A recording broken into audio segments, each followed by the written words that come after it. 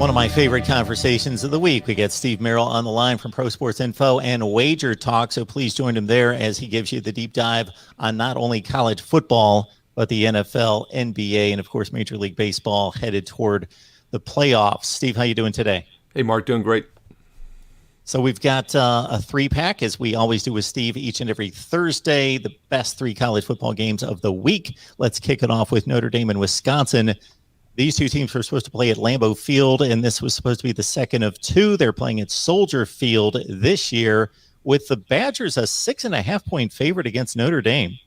Yeah, this line's really moved this week, Mark. I'll tell you what, I saw a look-ahead line a couple weeks ago, but, some sports books put bettable look-ahead lines like a week or two ahead of the games, and I saw it as low as Pick'em a couple weeks ago. You could have actually bet on this in Vegas at Pick'em.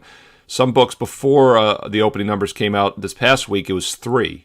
So the opening line I was going to say on this game was -3, and now it's 6.5 in most spots, as you said. You wonder if you look, Wisconsin's listed as the bottom team in the rotation. Maybe the bettors thought they had to give them an extra 3 points for home field. But as you said, this is a neutral field in Soldier Field in Chicago. This is sharp money. I mean, Notre Dame is actually getting a little bit of the public consensus, as you would expect, as a big-name underdog. So when the line moves like this, a full field goal on Tuesday, Wednesday, early in the week, it's sharp money. I agree with that move. I make the line 6.5. So unfortunately, the value's kind of gone now. But at -3, that line was too short. Wisconsin hasn't played much. They've only played 2 games this year, and they lost outright as a favorite against Penn State in Week 1. But obviously, that loss isn't looking as bad now. We saw Penn State beat Auburn. That was a best bet for my clients. I'm big on Penn State this year, by the way, so I don't discount that loss too much. They did what they had to do against Eastern Michigan the second game. Big scheduling edge, though, here for Wisconsin. They have a bye week. They've had an extra week to prepare here, whereas Notre Dame will be playing their 4th straight game in 4 weeks. And keep in mind, they've had a tough schedule so far. They had that big blown lead against Florida State to go to overtime to eventually win by 3, a high-profile standalone Sunday night game to open the season. They were predictably a little bit flat against a very dangerous Toledo team. It's probably the best team in the MAC, only a 3-point win there. And then last week, you talk about public underdogs. Purdue was getting a lot of love, and Notre Dame covered and won by 14 as a touchdown favorite. I think Purdue's a mediocre team at best this year. So this is a step up in class for Notre Dame. It's a good scheduling spot for Wisconsin.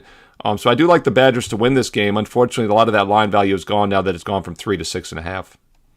Wisconsin, traditionally one of the more consistent teams. You know what you get with Wisconsin. They know their identity, they know their brand, and they probably have one of the top 5 defenses in the country. They are really good. Texas A&M, another neutral site game against Arkansas. They typically play it at Jerry's World. They will again this year. A&M has been the better program in recent years, of course. They've won this game 9 consecutive years, but Arkansas showing us something, as they did a few weeks ago against Texas, coming into SEC play at 3-0.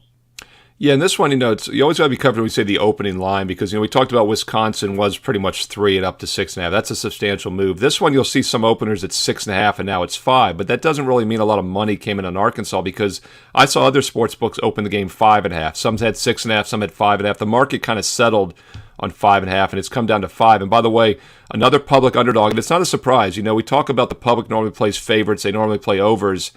But when it's a high-profile, like top 25 matchups like this, a lot of times when they see good teams getting points, and by the way, we see this a lot in the NCAA basketball tournament, the public all of a sudden likes underdogs. And last week they really liked Auburn. That line, when we did the show, had gone from 6.5 to 5. It closed at 4, 3.5 on Saturday night. Here's another game. Arkansas looks like a very public dog this weekend. That's always a red flag for me. I make the line 6. It's currently 5, so I do think there's a little bit of value with Texas A&M here.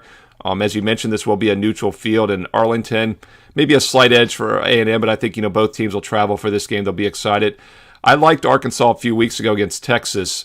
I thought that was a situation in which they were underrated. It was Texas's first true road game with a new coaching staff, young team, new players. I don't read too much into that impressive 40-21 win against the Longhorns. They did what they did against Rice and Georgia Southern. So this is a pretty big step up in class now in a neutral field. First time Arkansas has traveled all season. And I think the line's a little bit low. I make it 6. It's currently 5. And once again, that's probably because the public likes the dog. And that usually costs you a little bit of line value. Got Steve Merrill on the line from Wager Talk and Pro Sports Info. If you enjoy these videos, please like them and share them out on social media. because we would like to have Steve here each and every week. We've enjoyed the conversation for years now with Steve, breaking down the best in college football each and every week. Now we select a night game in the Big 12 as Big 12 play opens for both West Virginia and Oklahoma. The Sooners have not been impressive as a top 3 to 4 team in the nation thus far, coming off a narrow 7-point win against Nebraska as a 22-point pick. 17-point favorite against the Mountaineers, who have already played two substantial opponents in Maryland and Virginia Tech. They split those two games and held off Virginia Tech at the goal line to win last week. Yeah, once again, this is another underdog. All three of these games, the underdog's getting some love from the public, and for that reason, I think this line is a little bit short. As you said, it's 17 across the board. It did rise a little bit. I saw some 16 and a halves earlier this week, so it's risen a little bit, but I don't think it's risen enough, Mark. I make the power ratings on this game. My power ratings say Oklahoma by 21, so I do think we get some line value. The difference between 17 and 21 isn't just 4 points. It's key margins, 17, 18, 20, 21. Those are all key margins a game can land on. So it's 17 or less especially, which is a key number. I like Oklahoma in this one.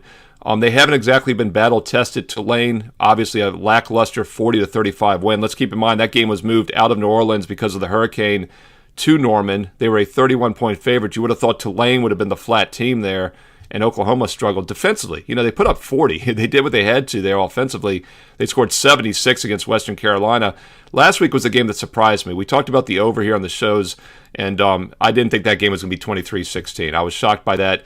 The only good thing to take away from that Oklahoma-wise, though, is their defense was solid. And that's actually been their Achilles heel. For both Ohio State and Oklahoma, the two non-SEC teams are always in the national title mix.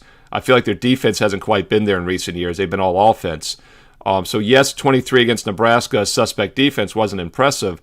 But they put up 40. They put up 76 the 2 games before that. This is a team that can still score. They're still averaging 6.5 yards a play. I was impressed with that defense last week against what I think is a dangerous Nebraska offense. I think that's the buy sign for Oklahoma. West Virginia has played 2 good opponents in Maryland and Virginia Tech, but this is still a big step up in class. And once again, I think last week's close result, the Tulane close result, has underrated Oklahoma. I think this is their breakout game. Always have to tread lightly those first couple games. This is probably the biggest game they've played this year. Nebraska was big last week. I think this one is bigger, and I think Oklahoma brings it, and we get some line value. I make the line 21. It's currently only -17. Steve's 3-pack for week 4 of college football. Now join us on Patreon, where you get my predictions, 20 media members' predictions, both straight up and against the spread, and Steve's under the radar selection of the week.